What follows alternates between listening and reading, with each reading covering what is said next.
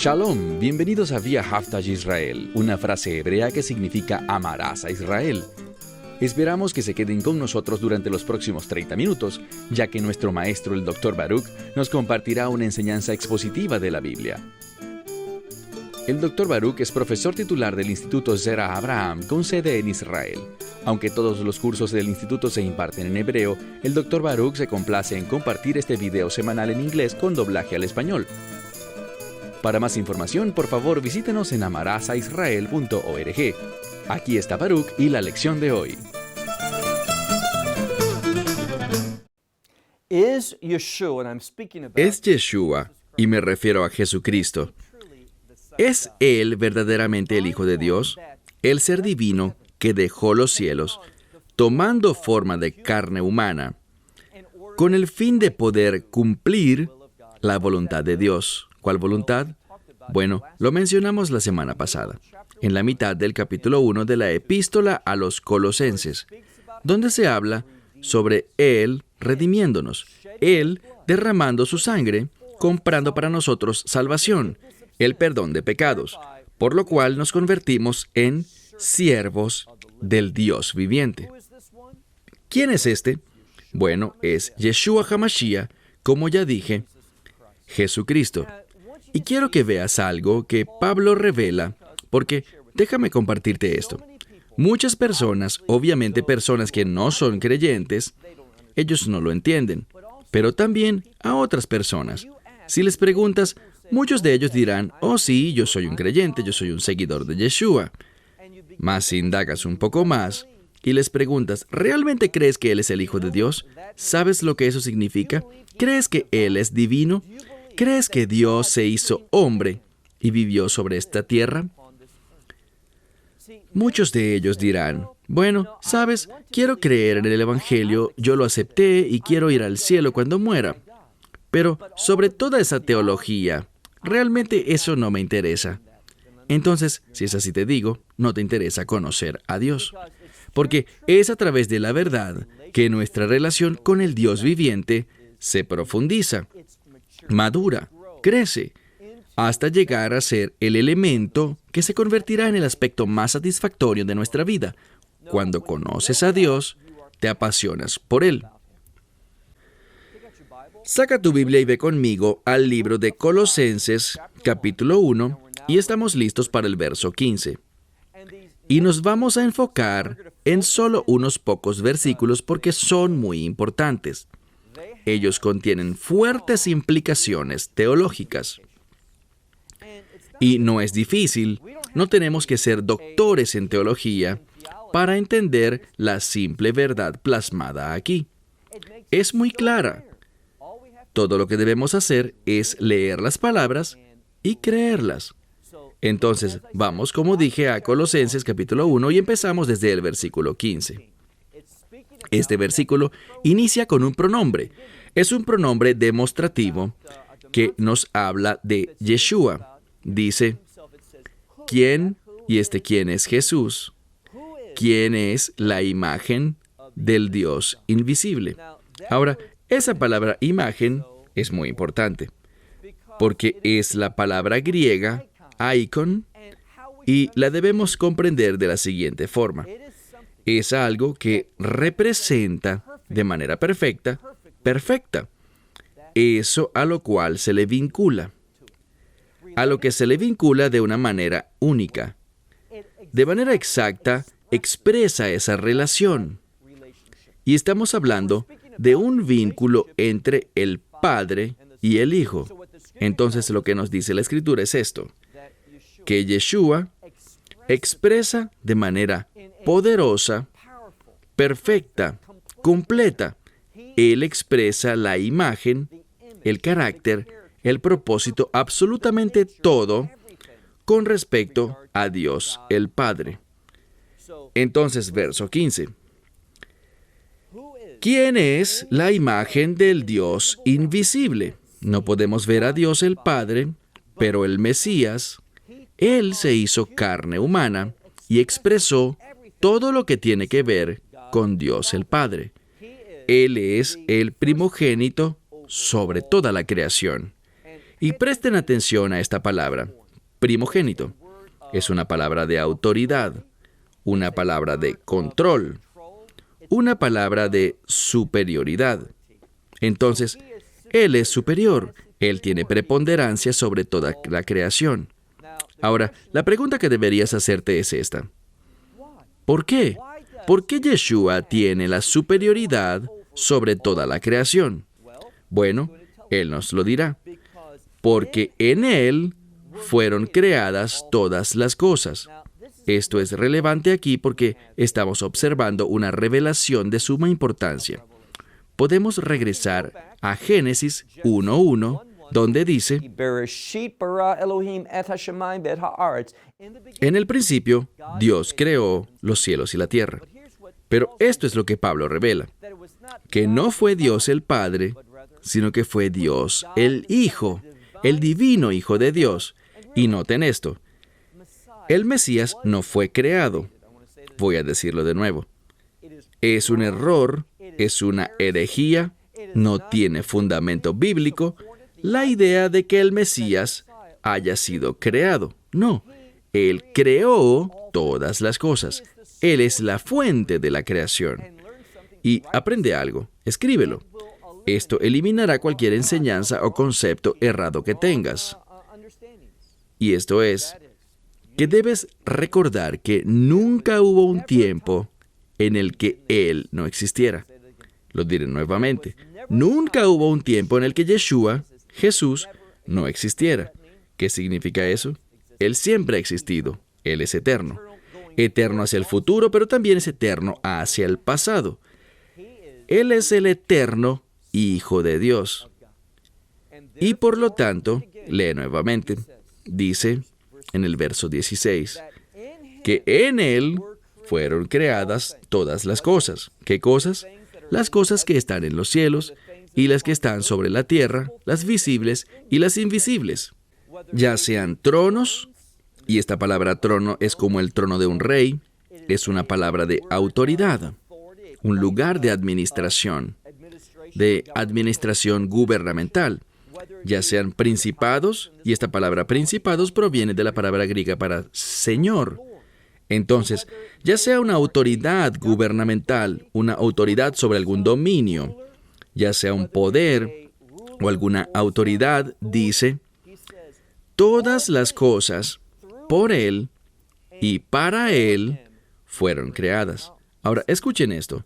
Todas las cosas, todos estos principados, estas autoridades, estos gobernantes, cualquiera que sean, todas las cosas, haces más fácil entenderlo. Todo fue creado por Él, y aquí está la clave, para Él. Tú fuiste creado para Él, pero la pregunta es, ¿estás viviendo para Él? ¿Estás haciendo su voluntad? Y una de las cosas que traerá un resultado que cambiará tu vida es si realmente crees que tu Salvador es el Dios Todopoderoso, que Él es el creador de todas las cosas en el pasado, presente y de todas las cosas que serán creadas.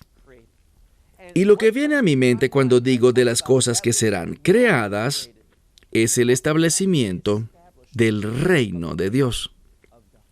Verán, debemos entender la superioridad del Mesías, que Él es Dios creador y que Él es aquel que no solo creó todas las cosas por Él, sino esto es muy importante, todas las cosas que han sido creadas fueron creadas para Él. Y veamos ahora el verso 17. Y Él es, antes de todas las cosas, y todas las cosas en Él, la palabra aquí es, se soportan, o quizás una mejor manera de traducirlo sería consisten, tienen consistencia, es decir, permanecen, se conservan juntas, y esto tiene incluso cierta importancia científica. ¿Por qué lo digo? Porque podemos mirar a algo y saber exactamente de qué está hecho, es decir, los materiales que lo constituyen.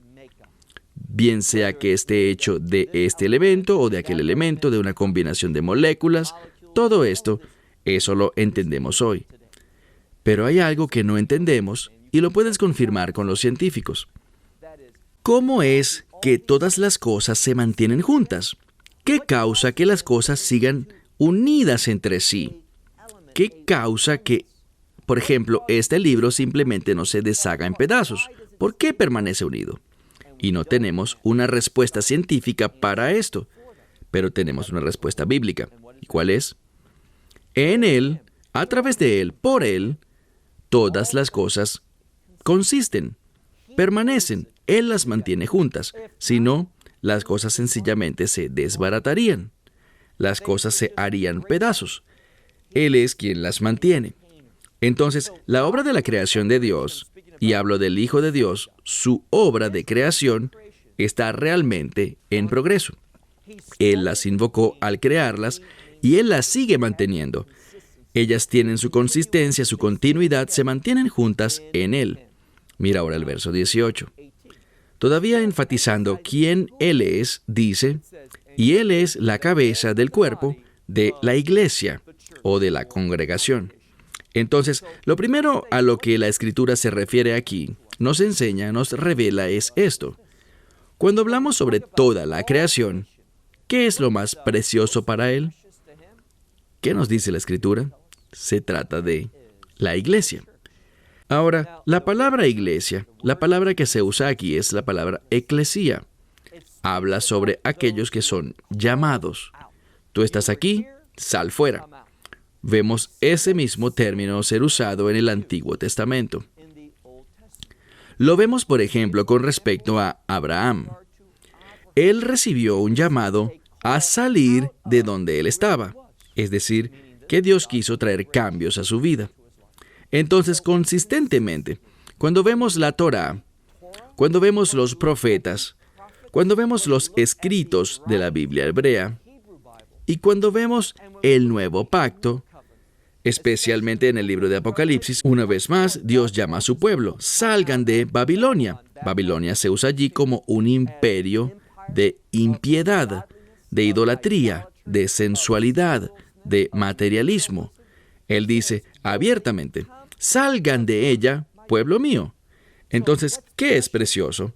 Bueno, es este concepto de un grupo de personas que han salido de las cosas de este mundo para abrazar las cosas del mundo venidero. ¿Cuál es este mundo venidero? Se refiere al reino. Son aquellos que tienen un llamado de reino. Así que siempre que te encuentres esta palabra iglesia, entiende que le habla a aquellos que se han colocado bajo la autoridad y la esperanza segura de una experiencia de reino. Entonces, lo que es más precioso, Él es la cabeza del cuerpo, el cuerpo del cual nos habla es la iglesia, y Él es el principio. Ahora, principio del mismo modo en el que el libro de Génesis, por cierto, Génesis es en hebreo la palabra Berashi, el principio. Y lo que la Escritura nos dice es que debido a Dios hubo un principio. Él lo causó. Él es el principio de todo. Del mismo modo, tanto la primera creación como la nueva creación, hablando de la congregación del Señor, a la cual se está refiriendo aquí, y esto será más notable en los próximos minutos, donde se refiere al cuerpo. Él es el principio, Él es el primogénito de entre los muertos, a fin de que Él tenga en todas las cosas, el Mesías Yeshua, que Él tenga, y esta palabra es preeminencia, es decir, que Él es primero ante todas las cosas, y todas las cosas se someten a Él. Esto lo hace muy simple. ¿Quién es Yeshua? Él es Dios, el Dios creador. Ahora, ¿creeré esa falsa doctrina unitaria? Bueno, ya lo he mencionado antes. Shama Israel, Adonai Elohim, Adonai Echad. Escucha Israel, el Señor tu Dios es uno. Pero entendamos que la palabra Echad es una palabra compuesta. Yo creo firmemente en Dios el Padre, Dios el Hijo y Dios Espíritu Santo, lo que es frecuentemente llamado teológicamente como la Trinidad, o Mishualash en hebreo, o de Shilush, es un triángulo, llamado Shilush en hebreo. Y lo que estoy diciendo es esto. Esta idea de un Dios trino no es algo que veamos solamente en el Nuevo Testamento. De hecho, si estudias, y no recomiendo esto como una verdad porque no es verdad, Pero quiero señalar algo. Cuando vemos el Zohar, una escritura mística del judaísmo, escrita hace unos 1900 años, también habla sobre este aspecto trino de Dios, y por esto, cuando alabamos a Dios, decimos, Kadosh, Kadosh, Kadosh, Hashem Sebaot, Santo, Santo, Santo es el Señor de los ejércitos. Entonces, esta idea de Trinidad no es algo nuevo. No es simplemente una doctrina cristiana, es algo que en el judaísmo también se entiende. Ahora, no lo admiten públicamente ni ante la comunidad cristiana, pero ellos conocen muy bien que existen Dios el Padre, Dios el Hijo y el Espíritu Santo. Ellos entienden que el Hijo de Dios es mencionado en el Antiguo Testamento, que vimos menciones en el libro de Daniel hace algunos meses cuando lo estudiamos. Entonces, vean al final del verso 18, dice aquí, esta cabeza, este primogénito de entre los muertos, a fin de que Él tenga en todo la preeminencia. Verso 19. Y aquí hay una verdad bíblica importante teológicamente. Dice que en Él, refiriéndose a Yeshua, Jesús, en Él, dice, le agradó. ¿A quién le agradó? Bueno, la intención es, le agradó a Dios, su Padre. Entonces, en Él fue agradable que toda la plenitud de la deidad, la misma esencia del Dios viviente, que en Él la plenitud de la deidad habitara. Esta es una sección, cuando vemos este grupo de versículos, empezando con el 15 y llegando hasta el 19, vemos una evidencia bíblica de gran peso que respalda la divinidad del Mesías. No se puede ser más claro. Fue agradable a Dios que en Yeshua la plenitud de la deidad habitase. Continuamos, tenemos en el versículo 20. Y que por medio de Él se reconciliara. ¿Qué se reconcilió por Él? Todas las cosas en Él, habiendo hecho la paz. Ahora, esta es una palabra que nos habla de reconciliación y de relación, que a través del Mesías, en Él, ¿quién es Él? Yeshua, el Hijo de Dios. Ven, yo puedo estar seguro de mi salvación porque fue obra de Dios. ¿Y qué hace Dios? Cualquier cosa que Él haga, la hace perfecta. Dios nunca ha cometido un error y nunca lo hará. Él es omnipotente, todopoderoso. Por lo tanto, puedo estar seguro y tengo confianza de que lo que Dios ha dicho, y la Biblia dice que Él no puede mentir, entonces lo que Él dijo es verdad. Algunas veces yo no digo mentiras, pero puede que diga algo que yo no soy capaz de cumplir. Estaré allí a las 10 de la mañana y salgo de mi casa a las 9 con tiempo de sobra para llegar a la hora. Me gusta llegar antes a mis citas, pero ocurre un accidente y simplemente no soy capaz, no tengo la facultad ni la suficiencia para llevar a cabo lo que me propuse. Pero a Dios no le pasan esas cosas. Lo que Dios diga, lo hará. Él es todopoderoso. Y por tanto podemos estar seguros, tenemos la confianza de que Él ha reconciliado todas las cosas en Él, en el Mesías, habiendo hecho la paz. Pero noten, esta paz fue hecha. La Escritura dice, diar tu amitos, por medio de la sangre de su cruz. Noten algo. Pablo regresa una y otra vez en sus cartas a la cruz. A la cruz. Actualmente estoy enseñando una serie en nuestra plataforma por internet y puedes visualizarlas en nuestra página en inglés loveisrael.org o en nuestro canal de YouTube, también loveisrael.org, sobre 1 Corintios. Y ya llegamos al capítulo 2 y Pablo dice, oigan muchachos, yo determiné que mi deseo era ir a ustedes, no con palabras de elocuencia, no con sabiduría humana, no con rimbombancia y dinamismo, sino, dice que me acerqué a ustedes humildemente, por debajo. ¿De qué forma? Él dice, deseando solo saber de Cristo, hacer que conozcan a Cristo y a Él crucificado. Pablo se enfocó, su enseñanza siempre se enfocó en la cruz. ¿Por qué razón? Muy sencillo. La cruz habla sobre su amor. Su amor que nos salva. ¿Sabes de qué más nos habla la cruz? De juicio. Y por lo tanto es únicamente, presta atención, es solo cuando yo entiendo que Dios juzga, que Él tiene ira y que es fiel para derramar su ira, Él debe juzgar el pecado. ¿Y cuál es el mayor testimonio de esto? La cruz. Y por eso la gente que hoy está confundida y no quiere jamás ni mencionar a un Dios airado que juzga, ellos no entienden la simple verdad de la Escritura. Ellos no entienden la cruz. Aquí Pablo toca de nuevo el punto y dice, habiendo hecho la paz por medio de la sangre de su cruz, y por medio de Él, esta es la verdad, por medio de Él ha hecho esa paz, ya sea que hablemos de cosas que están en la tierra o las cosas que están en los cielos. Entonces, ¿qué dice aquí cuando menciona estas cosas? Él ha hecho paz en la tierra y en el cielo. Nos habla de una paz total, una paz completa. No hay nada, y esto es lo que intenta decir, no hay nada que Dios no pueda reconciliar en Él por la sangre de la cruz.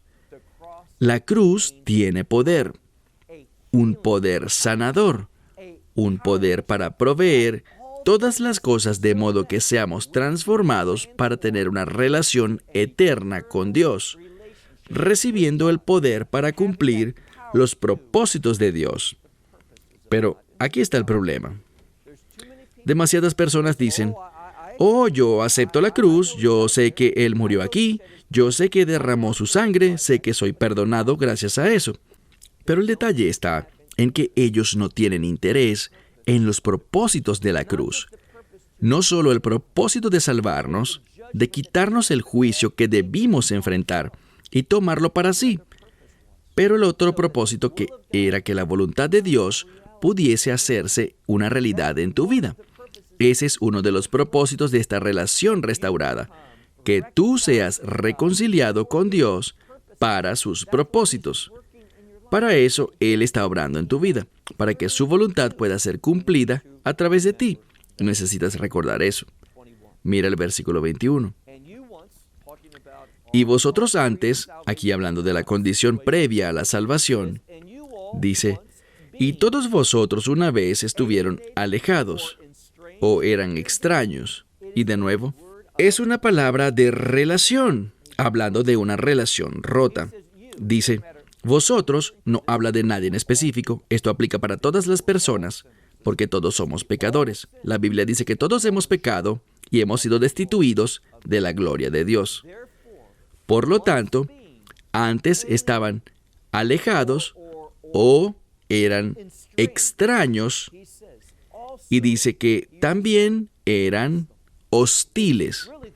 Realmente es la palabra para un enemigo, pero de una forma diferente. Entonces dice, antes eran extraños, estaban alejados de Dios, y ¿saben qué? Hasta éramos hostiles para Dios. Ahora, esto es importante, porque esto aplica para todo el mundo. Antes de llegar a la fe, tú eras enemigo de Dios. No estoy diciendo que Dios te veía a ti como su enemigo. No, Él te amaba. Él quería reconciliarse contigo, porque de tal manera amó Dios al mundo, pero la Escritura dice que tenemos enemistad con Dios. Y esto es algo que la gente necesita entender. Antes de que tú recibieras el Evangelio, y esta es la única manera de que esto cambie, es solo por el Evangelio que tenemos un cambio en el que no somos más enemigos de Dios. Y de nuevo, nosotros sentimos que Dios era nuestro enemigo y no queríamos tener nada que ver con sus propósitos. Ahora, Él hablará cuando entremos a la segunda parte del capítulo 2 dentro de unas semanas. Él hablará de la religión falsa. Mucha gente habla de Dios. Oh, yo amo a Dios, pero aquí está el problema. Ese no es el Dios de la Biblia. No es el Dios de las Escrituras. Por ejemplo, hablemos algunos minutos sobre el Islam. Muchos cristianos, un número creciente de cristianos, están creyendo una mentira, según la cual Alá, el Dios del Islam, que no es ningún Dios, sino es el producto de la imaginación de una persona, que Él es Dios, que Él es el mismo Dios de Israel. Pero cuando vemos lo que dice el Corán sobre los atributos de Alá, lo que está escrito sobre él, lo que son sus propósitos y su voluntad, va en contra de la revelación de la Escritura en nuestras Biblias.